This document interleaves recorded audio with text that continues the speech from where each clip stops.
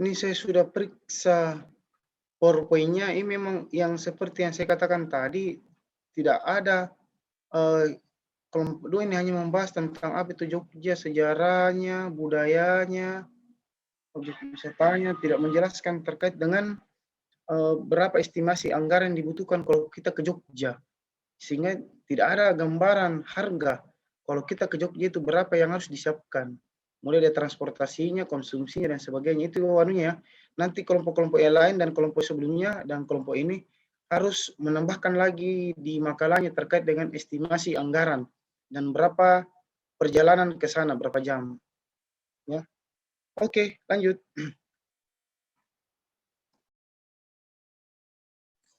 Pelatihan itu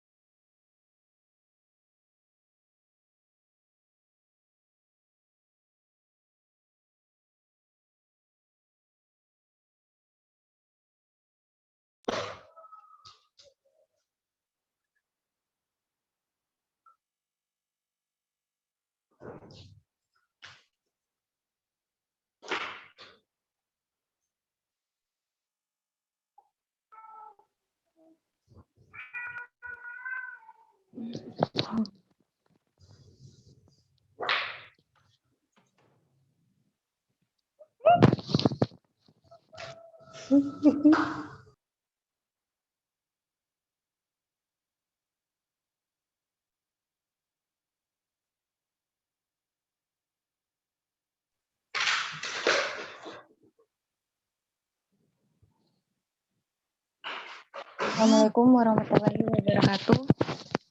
Waalaikumsalam warahmatullahi wabarakatuh.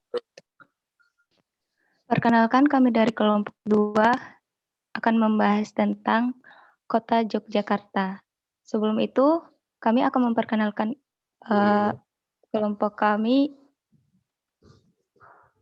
Yang pertama adalah Amaluddin Kamarullah, yang kedua saya sendiri Indah Kurbani, yang ketiga Iyal Efrial, yang keempat Muhammad Syarif Hidayatullah, yang kelima Nur Aziza, dan yang terakhir Rahmat Tahir.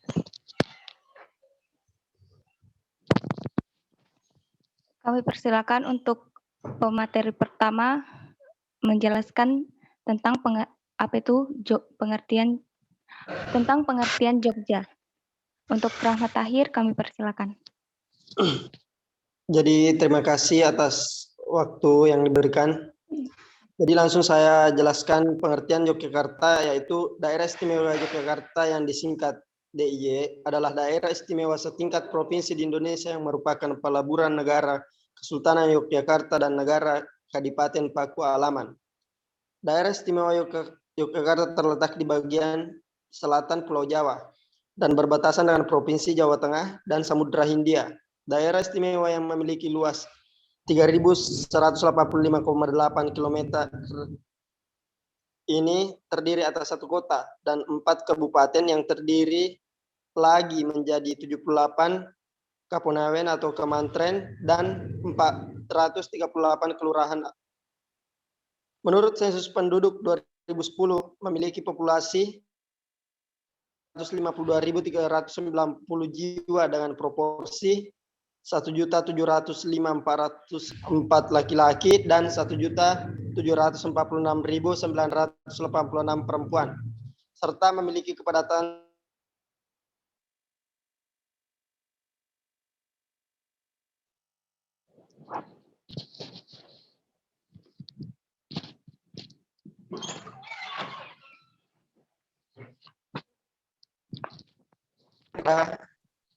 teman saya kembali.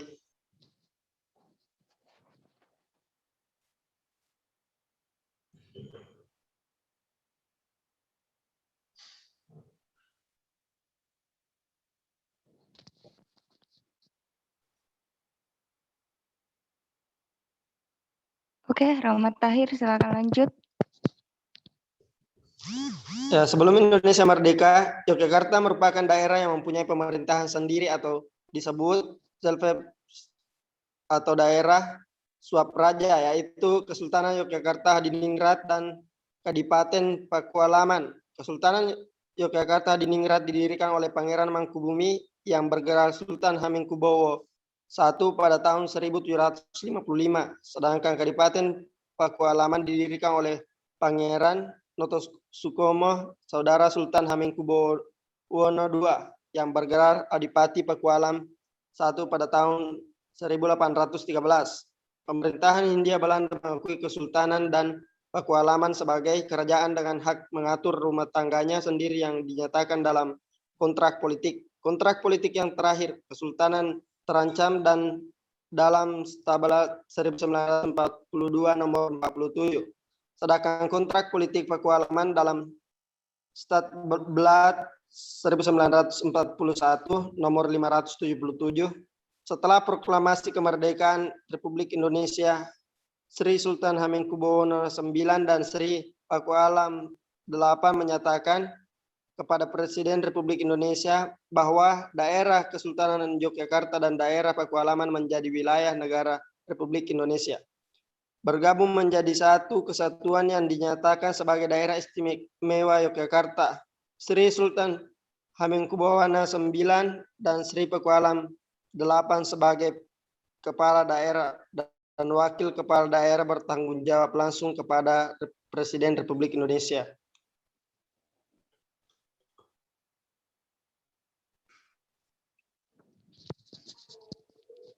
Jadi saya kembalikan kepada Indah.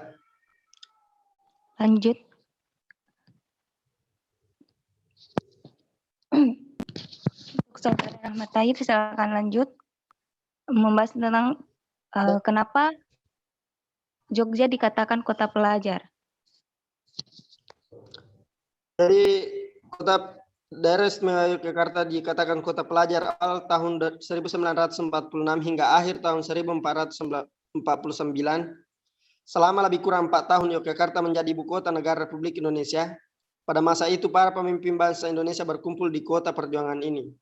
Sepertinya layaknya sebuah ibu kota suatu negara, Yogyakarta pun memikat kedatangan kaum remaja dari seluruh penjuru tanah air. Mereka ingin dapat berpartisipasi dalam pembangunan negara yang baru saja merdeka ini. Dan di sinilah dibangunnya Universitas Gadjah Mada, universitas pertama di Indonesia dan selanjutnya diikuti universitas lain baik dari universitas negeri sampai swasta.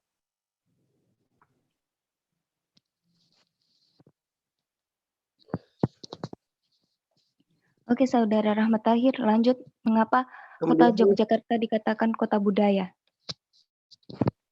Kemudian, Yogyakarta dikatakan kota budaya yaitu karena Yogyakarta memiliki kesenian dan kebudayaan yang tinggi dan bahkan merupakan pusat serta sumber seni budaya Jawa. Peninggalan seni ini masih dapat disaksikan terpahat di monumen-monumen peninggalan sejarah seperti candi-candi, istana, dan tempat-tempat lain yang masih berkaitan dengan kehidupan istana. Sebagian lain tersimpan di museum-museum budaya. Di samping itu, kehidupan seni budaya di Yogyakarta tampaknya dalam kehidupan sehari-hari.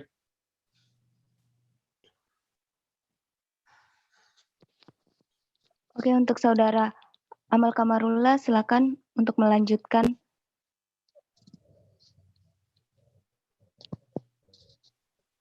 Iya, terima kasih atas waktu yang telah diberikan kepada saya. Saya di sini akan melanjutkan objek wisata Yogyakarta. Banyak sekali objek wisata yang dapat ditemukan di Yogyakarta, khususnya seperti penamaan, khususnya seperti candi-candi. Penamaan Borobudur pertama kali ditulis dalam buku sejarah Pulau Jawa, karya Sir Thomas Raffles. Nama Borobudur yang kemudian ditulis Borobudur. Kemungkinan ditulis Raffles Ciam Tata bahasa Inggris untuk menyebut desa terdekat dengan candi itu, yaitu Desa Bore atau Boro. Raffles juga menduga bahwa istilah Borobudur mungkin berkaitan dengan istilah Buddha dalam bahasa Jawa yang berarti purba, maka bermakna Boro Purba.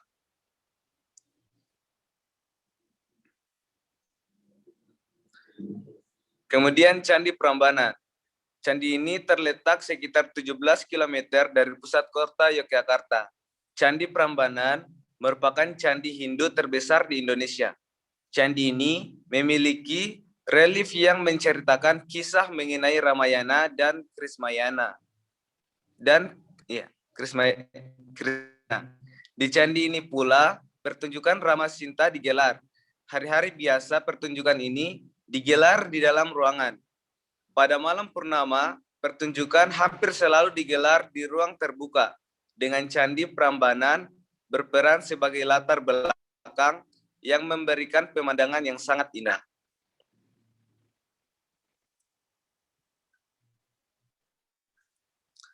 Kemudian kita bergeser ke Jalan Malioboro. Jalan ini paling terkenal di Yogyakarta. Di sepanjang jalan ini terdapat toko-toko dan pedagang kaki lima yang menjual berbagai macam barang. Dari pakaian, kerajinan tangan, sampai makanan. Salah satu hal khas mengenai Malioboro adalah penjual makanan lesehan. Jalan Malioboro juga bisa dikatakan salah satu spot foto di Jogja yang wajib rasanya gak lengkap berlibur jika nggak berfoto di sini.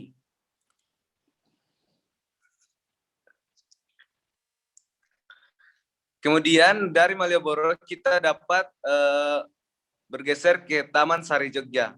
Zaman dulu, Taman Sari Jogja ini merupakan tempat rekreasi dan meditasi keluarga kerajaan Yogyakarta. Pesona istana Taman Sari terletak pada keindahan arsitekturnya yang kuno dan pemandangan yang indah. Istana ini dibangun untuk menghargai jasa para istri sultan yang telah membantu semasa perang. Istana ini juga dikelilingi dengan taman bunga yang memberikan wangi semerbak ke sekitarnya. Kemudian kita dapat ke Pantai Parangtritis. Pantai Parangtritis ini merupakan pantai paling terkenal di Yogyakarta. Itulah sebabnya mengapa pantai ini selalu ramai pengunjung. Pantai ini memiliki ombak yang cukup besar dan kuat. Di tempat ini pula Anda juga dapat mencoba bermain peralayang di Bukit Perangdong. Pantai Parangtritis terletak 25 km dari pusat kota Yogyakarta. Kemudian kita berlanjut ke wisata alam Kalibiru. Wisata alam Kalibiru ini lokasinya berada di sisi barat daerah istimewa Yogyakarta, yaitu di Kulon Progo, yang sangat diminati oleh para wisatawan berbagai daerah. Rute menuju objek wisata di Kalibiru ini sulit dan medannya mudah dituju, terutama jika melewati Waduk Sermo yang indah panoramanya. Berbagai fasilitasnya telah disediakan oleh pengelola untuk kenyamanan bagi para pengunjung seperti homestay, camping ground, arena outbound, sampai tempat makan. Oke, pemateri selanjutnya yang akan membahas budaya dan makanan Jogja, kami akan persilakan untuk Saudari Nur Aziza. Baik, terima kasih atas diberikan waktu untuk menjelaskan materi saya, yaitu budaya dan makanan Yogyakarta. Batik Jogja. Batik menjadi karya seni yang tidak sekedar goresan penting yang tampak cantik dan di mata, tapi juga kaya akan makna. Batik cukup lama dan bisa menjadi wisata budaya Jogja adalah batik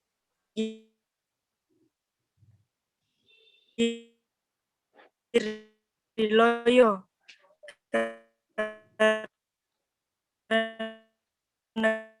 Kepopuleran batik ini ke tamu asing seperti Asia Eropa.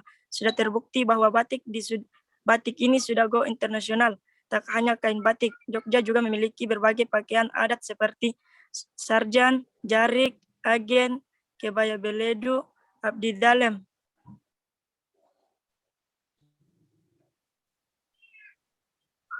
Saketanan. Saketanan bisa dikatakan salah satu dari adat budaya Jogja yang sudah dilakukan selama bertahun-tahun.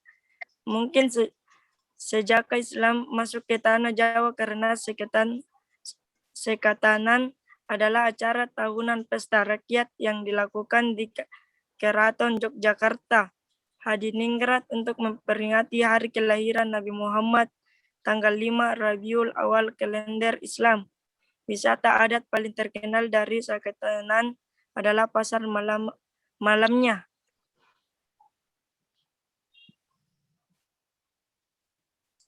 Sentra Tari Ramayana. Setiap wisatawan asing yang datang ke Jogja hampir pasti mengeluarkan waktunya untuk melihat Sentra Tari Ramayana, sebuah seni tari dan drama yang digabungkan menjadi satu pertunjukan yang apik tanpa dialog dengan cerita Ramayana. Secara singkat, ceritanya mengenai Sri Rama yang berusaha keras untuk menyelamatkan istri kesayangannya, Dewi Sinta, yang telah diculik oleh Rahwana.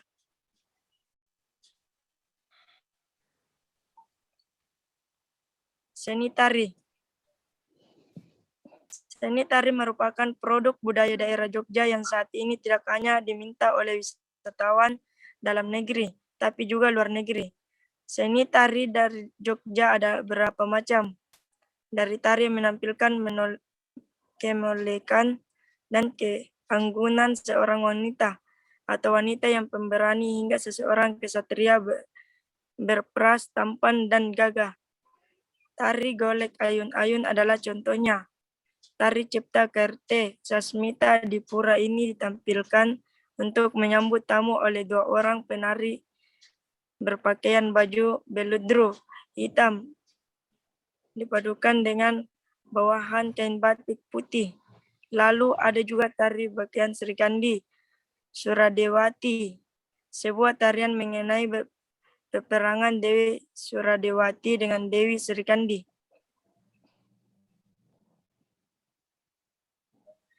Karawitan.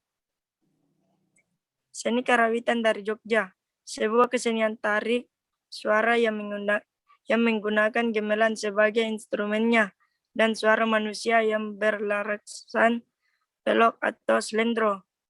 Banyak pesinden atau wanita yang menyanyi pada seni karawitan yang sekarang ini bisa Anda temukan seperti pesinden legendaris, Waljinan, Condrolokito, dan lain-lain.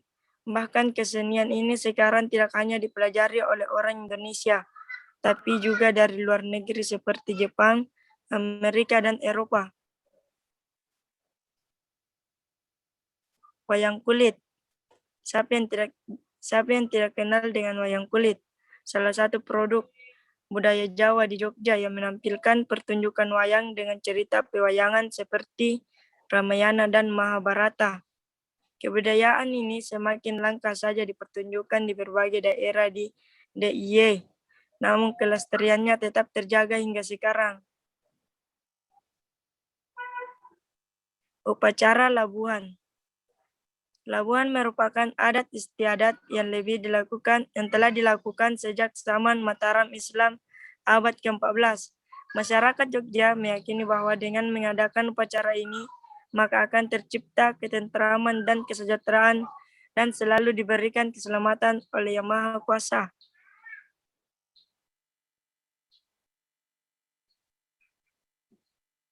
Terima kasih. Lanjut kepada Indah.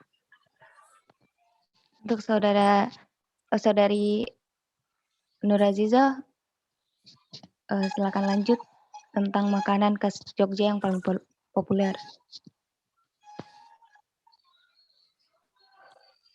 Makanan khas Jogja paling populer.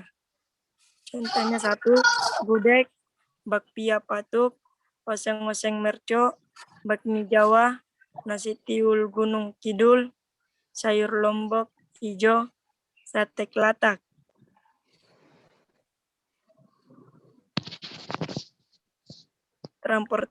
Transportasi. Jalan kaki, Untuk saudari Nuraziza, terima kasih. Selanjutnya untuk saudara Syarif Hidayatullah, untuk silakan.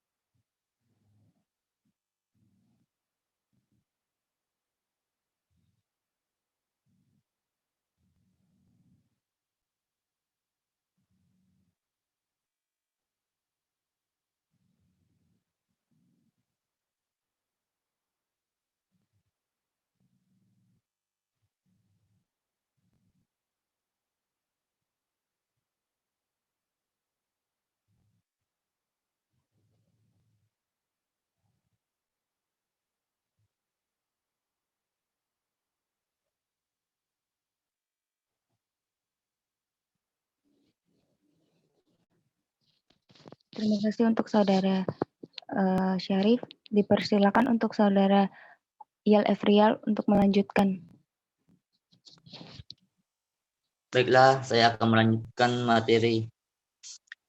Manfaat melakukan rekreasi di Yogyakarta. Manfaatnya yaitu 1. Mempelajari keunikan Jogja, menambah pengalaman, mempelajari konsep arsitektur adat yang ada di Yogyakarta, mendapatkan kesan wisata yang sakral dan suci, mempelajari sejarah, menikmati keindahan alam, tempat wisata, dan kesejukan Jogja, memupuk rasa cinta tanah air, mempererat persahabatan antar bangsa.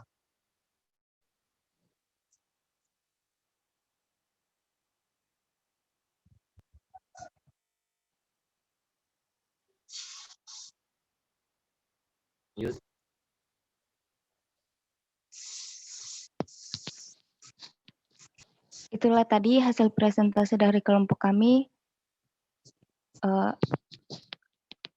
Jika ada salah kata dan kurangnya mohon dimaafkan. Wabillahi taufiq wal hidayah. Wassalamualaikum warahmatullahi wabarakatuh. Waalaikumsalam.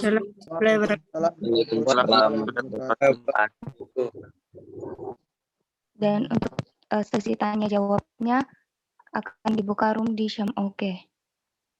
Terima kasih. Oke, sama-sama.